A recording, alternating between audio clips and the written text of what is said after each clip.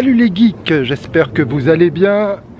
2017 touche à sa fin, il est donc normal que je fasse un bilan cinématographique de l'année. J'imagine que vous l'attendez également. Et ben alors on y va pour le bilan. Allez, go!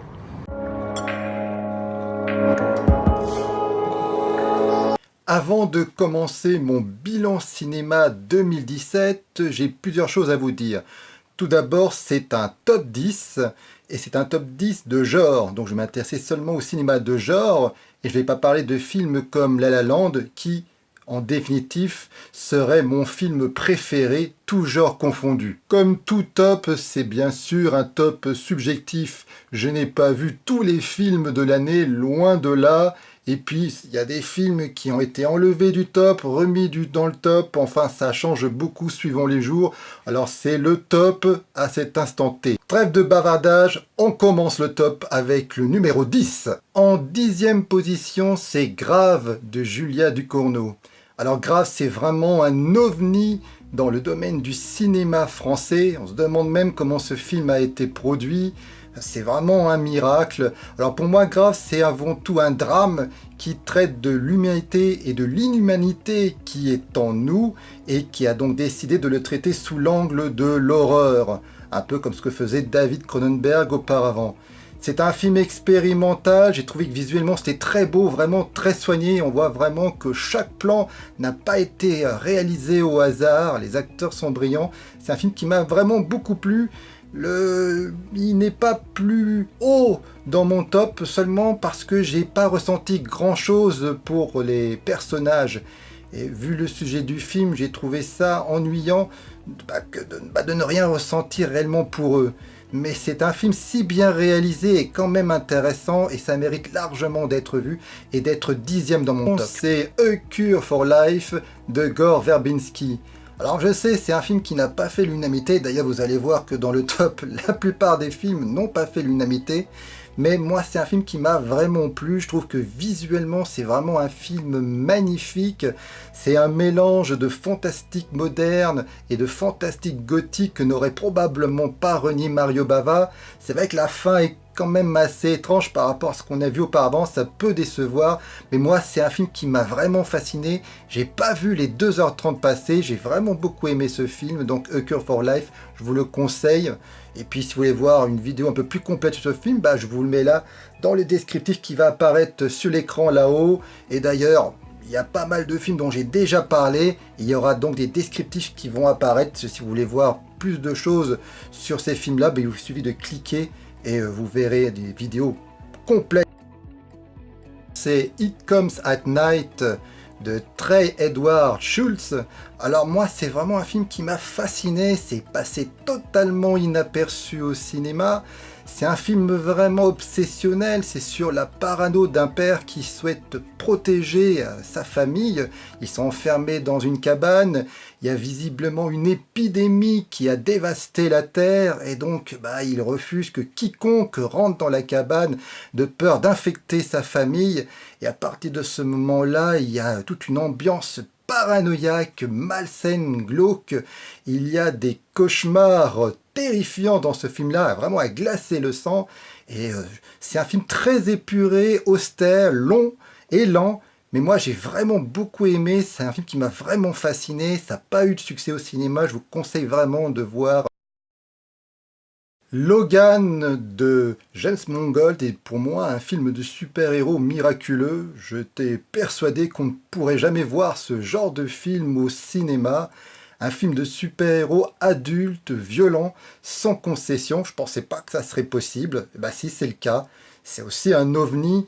Bon, alors, vous allez me dire que Deadpool, c'était pareil, c'était aussi un film violent, gore, mais moi, l'humour potage, ça m'a vraiment pas intéressé, et je trouve que Logan, bien au contraire, c'est vraiment un film puissant, il y a des moments émouvants, et Hugh Jackman est excellent dedans, c'est vraiment un bon film, un film magnifique pour conclure la saga Wolverine.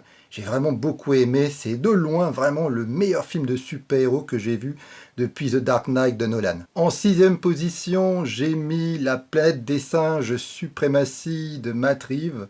Pour moi, c'est de loin la plus belle et la meilleure franchise qu'on ait vue depuis des années. Voir une telle trilogie de cette qualité, c'est vraiment rarissime. Et puis c'est vraiment un film très beau, assez personnel, qui mélange, je trouvais, un peu le cinéma de guerre, le western. Les effets spéciaux sont extraordinaires. Enfin, on a vraiment l'impression que les singes sont vrais. La fin est émouvante. C'est vraiment un magnifique blockbuster. Pour moi, c'est peut-être le blockbuster de l'année. Je trouve vraiment la Pète des singes suprématie. Bah, j'ai adoré, quoi. C'est vraiment un film magnifique. En cinquième position, j'ai mis Split de M. Night Shyamalan. C'est un film hallucinant pour moi. C'est vraiment le grand retour du réalisateur de Sixième Sens et d'Incassable au thriller fantastique vraiment de qualité. Beaucoup de cinéphiles, et notamment de critiques, pensaient qu'il était perdu, qu'il pourrait jamais revenir sur le devant de la scène. Et ben, il a prouvé que si. Le film a cartonné au cinéma, les critiques étaient dithyrambiques, et il y a un James McAvoy qui joue un schizophrène à 24-25 personnalités, totalement dingue. C'est un film terrifiant, la fin est surprenante. Bref, Split, c'est un film vraiment qui mérite le détour. Film suivant, c'est Dunkerque de Christopher Nolan. Là encore, c'était pour moi une grande expérience cinématographique. Ça reste pour moi le film de guerre le plus immersif de l'histoire du cinéma. C'est vraiment un film hallucinant, on a vraiment l'impression d'être avec les soldats au milieu des scènes de bataille. C'est vraiment un film terrifiant qui m'a stressé de bout en bout. Alors beaucoup ont reproché que il n'y a pas vraiment de psychologie, on ne sait rien des personnages, mais d'un autre côté, c'est grâce à ça justement que j'ai trouvé que le film était immersif. On ne s'identifie pas aux soldats, on est un soldat, c'est ça la différence, on est avec eux. Et ça, j'avais jamais vu ça auparavant au cinéma. C'est vraiment un très grand film de guerre pour moi. Et maintenant, on arrive enfin, c'est le peloton de tête. Ce sont mes 3 films préférés de l'année. En troisième position, c'est Quelques minutes après minuit de Juan Antonio Bayona. J'ai un doute, je ne sais plus. Où sont mes notes? Je ne sais plus, c'est pas grave. Enfin bon, voilà, le réalisateur du fantastique film L'Orphelinat, un autre film que j'ai adoré du cinéaste. En tout cas, Quelques minutes après minuit, c'est un film qui m'a bouleversé. C'est un film profond sur le deuil, sur la mort d'un être cher, vu à travers le point de vue d'un enfant. C'est une œuvre bouleversante qui rappelle le labyrinthe de Pan de Guillermo del Toro. Il y a beaucoup de choses qui correspondent, hein, c'est normal. Ce dernier est également le producteur de ce film.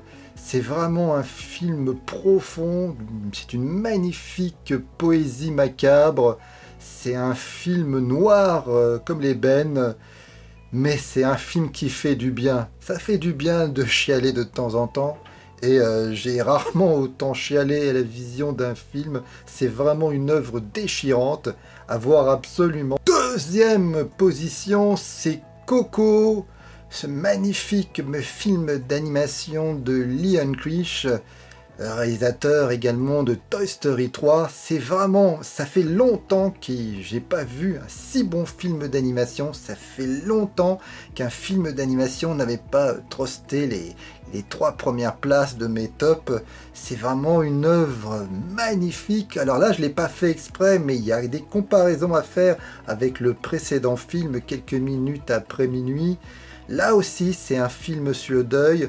Là aussi, c'est un film, c'est la vision de la mort à travers le point de vue d'un enfant. Il y a vraiment pas mal de comparaisons, mais là, c'est plutôt un film sur le souvenir du défunt. Tandis que le précédent film, c'est plutôt sur l'acceptation de la mort. Et c'est un film magnifique. Mais là, on pleure à la fin, on est d'accord, mais ça reste quand même un film coloré, ça reste un film festif. On en sort bien au contraire avec la banane, ce qui n'est pas le cas du précédent, je vous le dis tout de suite. C'est un peu l'antidote et pourtant voilà, c'est un peu je trouve que ces deux films, eh ben, c'est un peu des miroirs, hein. Ils racontent plus ou moins la même chose, mais d'une façon totalement différente parce que vous pouvez amener les enfants voir Coco et ils vont sortir du cinéma avec le sourire. Et rien que pour ça, Coco, film d'animation, bah, ça mérite largement la deuxième place. Et la première, à votre avis, c'est quoi? Première position, mon film préféré de l'année, c'est Blade Runner 2049 de Denis Villeneuve. Pour moi, une suite parfaite du chef-d'œuvre de Ridley Scott. C'est pour moi été une expérience sensorielle assez inoubliable. J'ai pas senti les 2h40, j'ai été captivé de bout en bout. C'est un film contemplatif et spectaculaire à la fois. J'ai trouvé ce film intelligent, j'ai vraiment adoré. Pour moi, c'est un chef-d'œuvre également, Blade Runner 2049. Le seul regret que j'ai avec ce film, c'est que il n'y a plus vraiment de mystère. Tout est expliqué dans ce film. À la fin, on comprend absolument tout. Il n'y a plus de zone d'ombre comme c'était le cas avec le chef-d'œuvre de Ridley Scott. Et ça, j'ai trouvé ça dommage. Mais c'est pas suffisant pour bouder mon plaisir. J'ai adoré ce film. J'ai hâte de le revoir. Blade Runner 2049, pour moi, c'est le film de l'année. Voilà, c'est terminé. Je vous remercie d'avoir regardé cette vidéo jusqu'au bout. Ça a été mon top de l'année. C'était une année cinématographique que j'ai trouvé assez riche. J'aurais pu également faire un top au niveau des séries télé, mais bon, les tops, je suis pas très fan. En tout cas, j'espère que 2018, j'espère que ce sera également une grande année, au moins aussi belle, aussi intéressante, aussi passionnante que l'année 2017. En tout cas, si vous êtes d'accord avec moi ou pas, ou mettez-moi vos propres tops de l'année dans les commentaires, j'ai hâte de vous lire. Mettez un pouce bleu si vous avez apprécié la vidéo, partagez-la, abonnez-vous à ma chaîne si la culture geek vous intéresse. Et comme d'hab, je vous dis à une prochaine fois. Allez, bye!